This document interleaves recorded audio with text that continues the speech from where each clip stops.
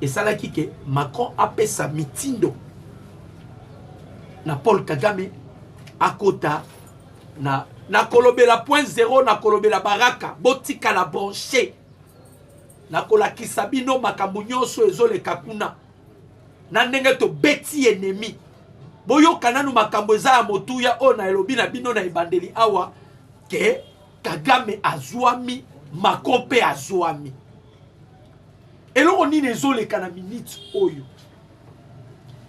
Cyril Ramaphosa mutatindi ye c'est Emmanuel Macron.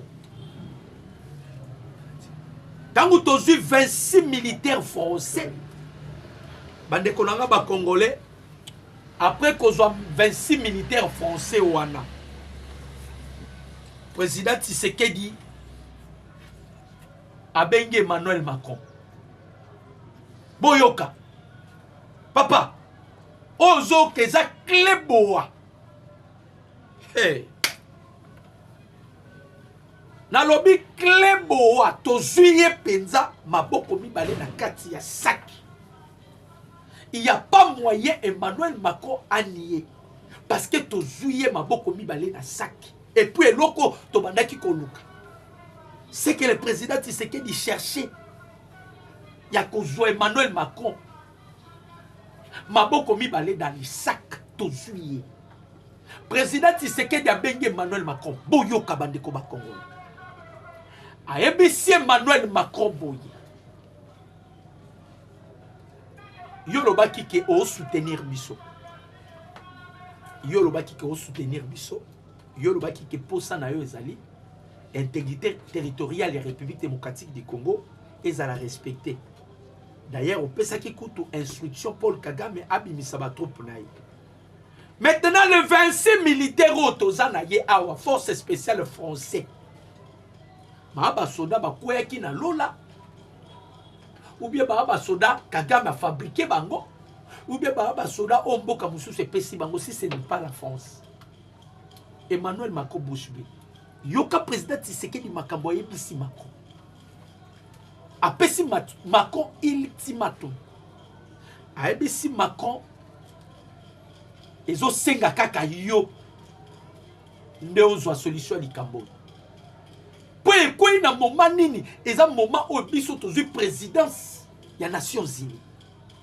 Donc nous avons maintenant des preuves palpables. Auto quoi incriminer Emmanuel Macron parce que en 2027 ça Macron azokenda. Akokende, il sera incarcéré de la même manière qu'on a fait avec Sarkozy. Mais à Macron avec des preuves. Président Tshisekedi abisi Macron. To koyi kozwa ba soda na yo. To sambisi bango audience publique. To sali en sorte que tous les chaînes internationaux elles allaient informer. Pour to sambisa bango avec des preuves. To bimisa implication ya France na guerre ya Est.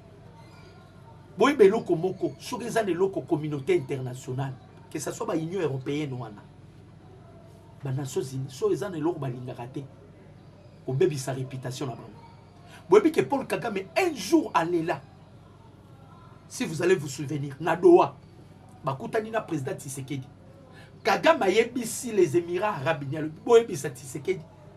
Atika ko salir kombo ya mboka nanga, atika ko salir kombo nanga. Allez là! Abi Tshisekedi dit, papa, il a fait le marketing. Aza espère dans le marketing. Donc, ce que Tshisekedi a dit, ala le longo bon, a salir kombo na yo, okole la munoko mboka. Mokini mobimbe koye ba yo. Kagame alela, ce qui Kagame alela pour na Tshisekedi. Tshisekedi a salir kombo nanga, Tshisekedi a bibisi nga mabe pa ya bato ebele, Tshisekedi a salir skuyo ayebisi Macron.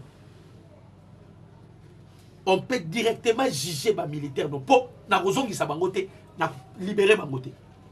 To juger bango audience publique. Après qu'on juge bango, nous allons les condamner et ils vont faire la prison ici au Congo. Macron Touni, Yoshiko Olingina, c'est parce que politique est zalaka, au Pessinga la Pessio. C'est comme ça en politique. Bande konanga. La politique n'est pas gratuite. Sauf que vous biso que politique est gratuite à cause yo. Les Américains sont au côté la biso parce qu'ils ont vu l'intérêt. Il y a des minéraux dans la terre rare na Congo. Ce n'est pas ça. Yo kasi o lalika o la mukiboé. Amérique au côté là. Hein? À côté le côté. Les Américains, ils ont trouvé leurs intérêts na ni l'autre sali na bango. Voilà pourquoi les États-Unis sont là pour nous défendre. De la même manière avec la France. La France continue à protéger les Rwandais. C'est parce qu'ils trouvent leurs intérêts. Ben, il y a plusieurs intérêts. Il y a des Français derrière les Rwandais. Entre autres, Rwanda a protégé les intérêts de la France dans Cabo Delgado, dans Mozambique. Rwanda a protégé les intérêts de la France dans Makambouibele. Rwanda salaki accord ya moyu avec l'Union européenne. Et l'Union européenne a bénéficié de l'accord Rwanda. On doit se poser la question, chers Congolais de père et de mère. Les États-Unis viennent de frapper Gassabo. Les États-Unis vont frapper Rwanda. Les États-Unis vont frapper Gassabo. Les États-Unis vont frapper. Bon, on se pose la question. Rwanda continue de piller le minerai congolais. Alors qu'il était Kangwa. Ce n'est pas dans l'Union européenne. Minerai n'a pas sur Rwanda pillé. Vous pensez qu'il y a Kangwa. Et c'est dans l'Union européenne. Donc pour vous dire que l'Union européenne a une influence. D'ailleurs, toujours qu'il y a des boyoka kaka. Boyoka. Bande konanga ba Congolais. A toza awa. D'ailleurs, n'a pas source sire. Macron Lobaki, avant qu'il quitte le pouvoir, il va déstabiliser Tshisekedi. Soit bah bombi Tshisekedi, soit bah benganie na pouvoir. Ça c'était Macron. Décision Macron azwaki. Sikoyo, makambo ba décision nyonso ana et pas le président Tshisekedi parce que le président Tshisekedi, il est le mieux informé. Et pas le président Tshisekedi. Wow. Parce que le président Tshisekedi n'a 26 militaires français. ABC Macron na pesi ultimatum. Soki o umisi nga na osambisa ba militaire na yo. Ne Macron a dépêché Ramaphosa na lombangu Ramaphosa ye awa kutana na président Tshisekedi. Bobi makambo Ramaphosa ko senga Tshisekedi. Oh, tozo panzanteke to bomba te.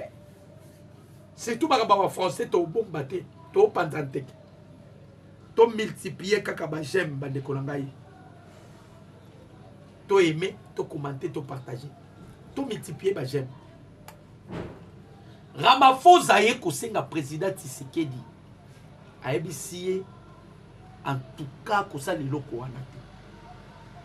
Président français a supplié nga abina yebisa yo kosa liloko wana te kosambisa ba militaire, on va trouver la solution. Maintenant, quel est l'ultimatum au président Tshisekedi a pesi Macron? Le président Tshisekedi a lobby pour sambisa ba militaire na yoti. Pour te condamner bango na Congo te. Parce qu'ils seront condamnés à mort. Pour te condamner bango te. Na sengi na yo Macron. Ngai na sengi na yo Macron. Pesa ordre Kagame Salani abima na Congo. Papa, politique ya kitoko. Politique ya kitoko. Osala mabe me kwa isiko na poule. O ba suyo pena maboko mibale. Awa na oloba na bino Champs-Élysées. Na kati ya trouble. Ba oyeba te basala nini. Le président Tshisekedi alobi to sambisa bango te conditions za kamoko. Yebisa Kagame abimisa batu na ye. Est-ce que Kagame va accepter ça? Macron a quoi accepter Péango? Tant que vous avez Cyril Ramaphosa, Ramaphosa a qui pour 3 dossiers. A qui pour un dossier, il y a Ebola. A qui pour un dossier, à Makamboso, ça, en Afrique d'ici, des bazos pour ma Congolais, des bazos pour ma Tebele Belé. ya misato ayaki mpona kosupplier président Tshisekedi idée ozwi wana ya kosambisa bango te. Le président Tshisekedi n'a pas d'autre choix. Oui, pourquoi Macron Zobanga la France sera salie. Oui bien, France est la salie. Union européenne a causé la lisusu na opinion te parce que na minute to na guerre mibali. Guerre sur le front, na guerre d'opinion médiatique.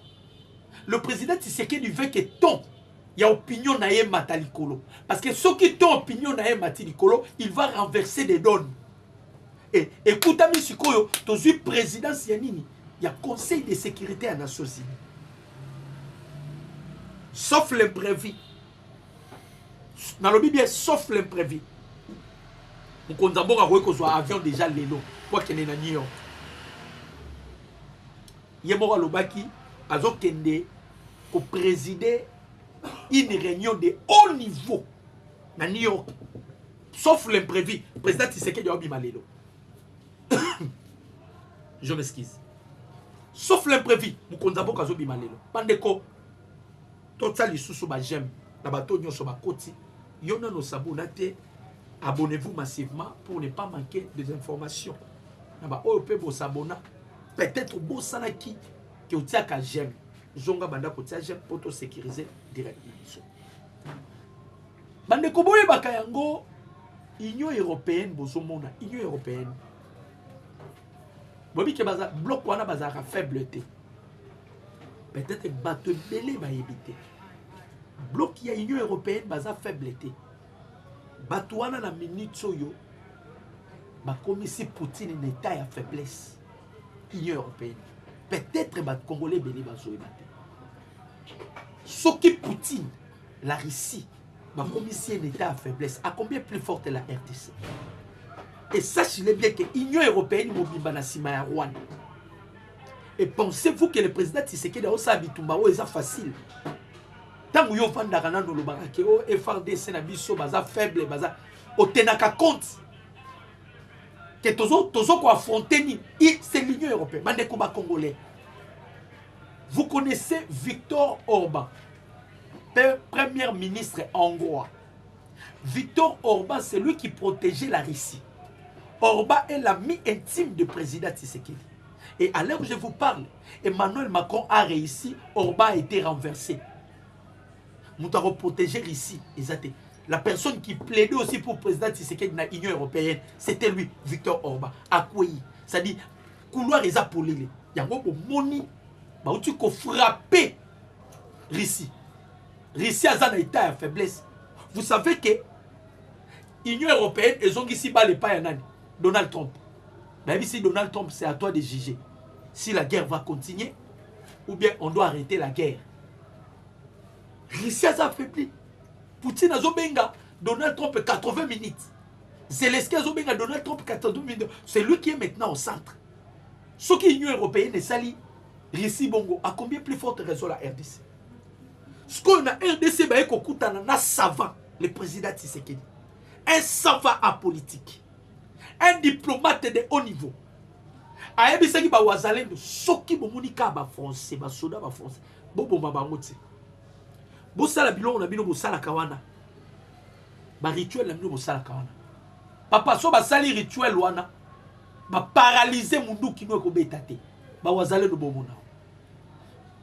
Je m'excuse.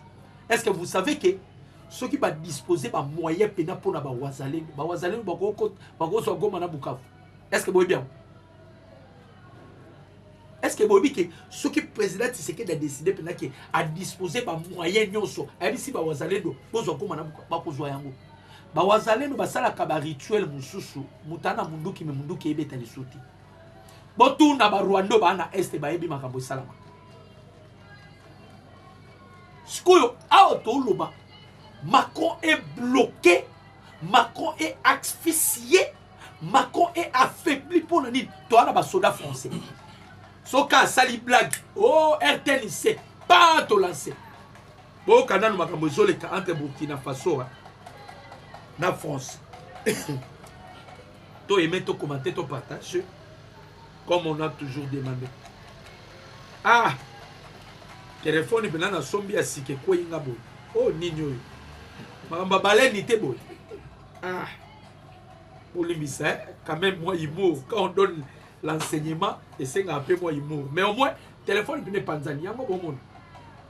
Et ça va signe à baleine. Ayaki pour annoncer téléphone en Ego Panzani. Rien que là. Pour la boca au Congo, non, le Congo est protégé déjà par Dieu. Bandeko, la France demande aux diplomates du Burkina Faso de quitter les territoires français et Zalaki Lobby dès ce soir. Selon le ministre français des Affaires étrangères, cette décision est prise dans un esprit de réciprocité. De la même manière, Bengani Bango na Burkina, Bango pe balobi, après que le gouvernement d'Ibrahim Traoré a rompu les relations diplomatiques avec la France. Est-ce qu'un pays comme la France, on peut traiter avec ces pays ici? Ça, c'est un pays maudit. Si la France c'est parce qu'il y a des Congolais là-bas. Dans le Bagayango, les Congolais parce que les Congolais sont bénis. Les Congolais, ce sont des races de Dieu. Ce sont des races pires. Ce sont les races bénies de Dieu, les Congolais. Donc la France, si la France existe, c'est grâce aux Congolais qui se retrouvent là-bas. À 4 relations diplomatiques avec ABC, diplomate sur Burkina Faso, je m'excuse. Babi. De la même manière, français. Sikoyo, a un problème dans Burkina Faso. A un problème dans Niger. A un problème dans Mali.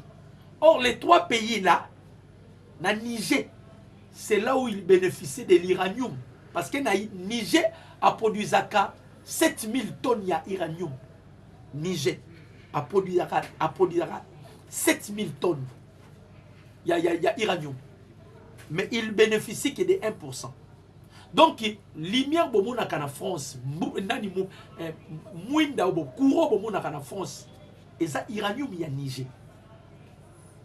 Mais ceux qui boquent les lots en France, il y a des délestages. Ce n'est pas comme nous sommes informés de tout.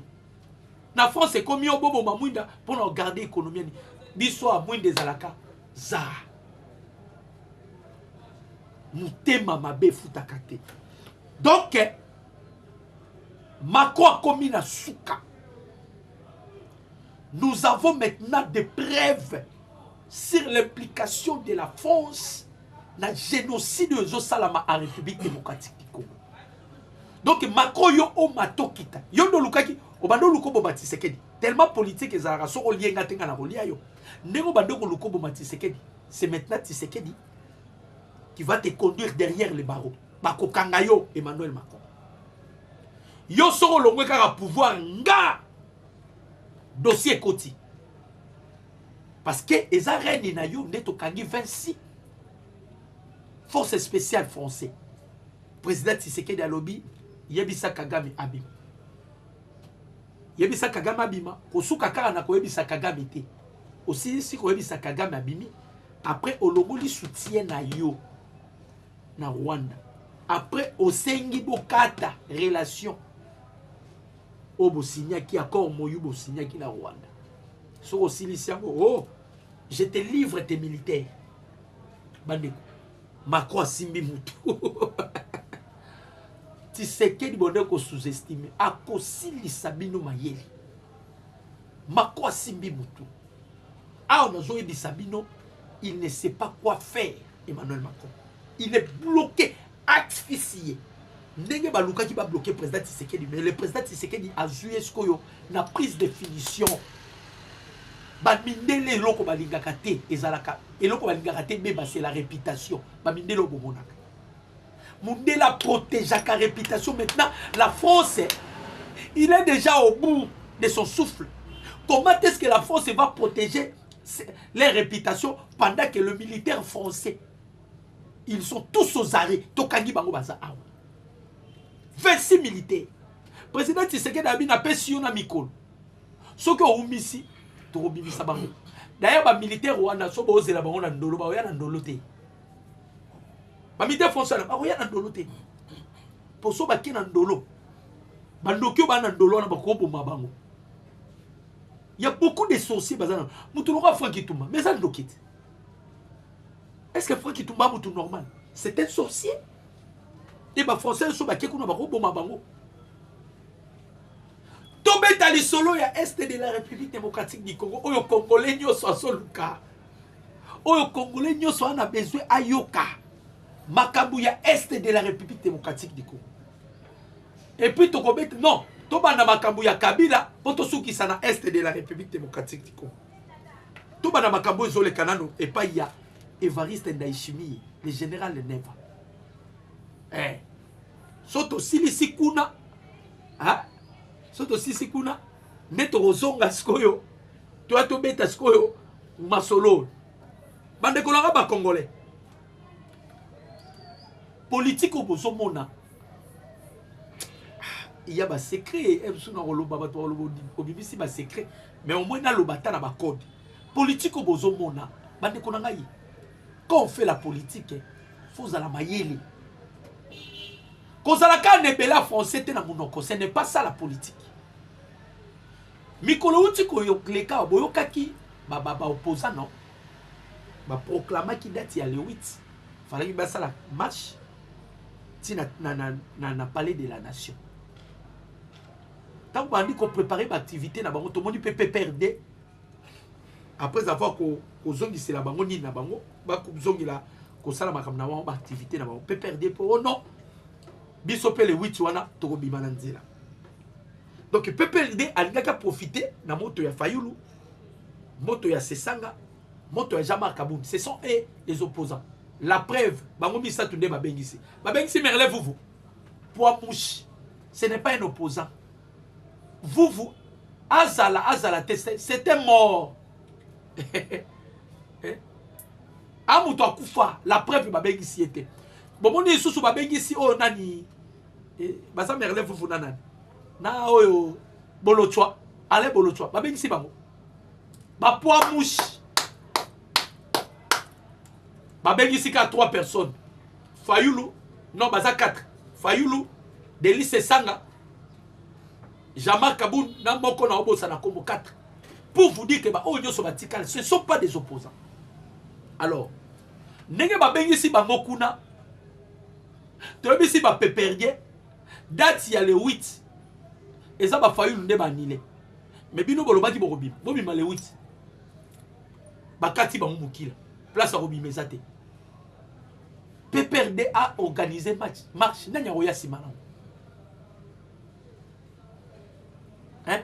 Nanya koya simana bango. Bango moko ba yebiki. Bisonde to zaboye. Soto kosani ba congolais ba ko bima babom. Na epenge, merci. Merci bande konanga. Merci. Na bosanaki. Na epenga tikali. Epenge pa kete. Epenga tikali. Na ola tsabino kutu photo bomona. Bango eyo. Tamba silisi ba consultation. Tamba silisi consultation. Botala batunyo soba oseka melonya mutu mo a sepelité. Yeyo. Mukolo, j'espère que vous avez melonya muto. Elonya muto yo. Bande ko botsela na commentaire. Vous avez melonya muto. Batunyo soba zana esengo ba oseki. Botala.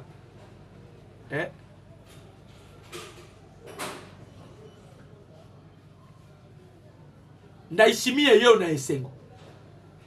Fayulu pe au moins à seki. Vous avez Fayulu à seki. Et Jiba Mapia, yeyo à seki. Et Jiba Mapia. Y'a pas à na batute, mususu payé. Alors y'a mbonga pamba présidence. Et Jiba Mapia.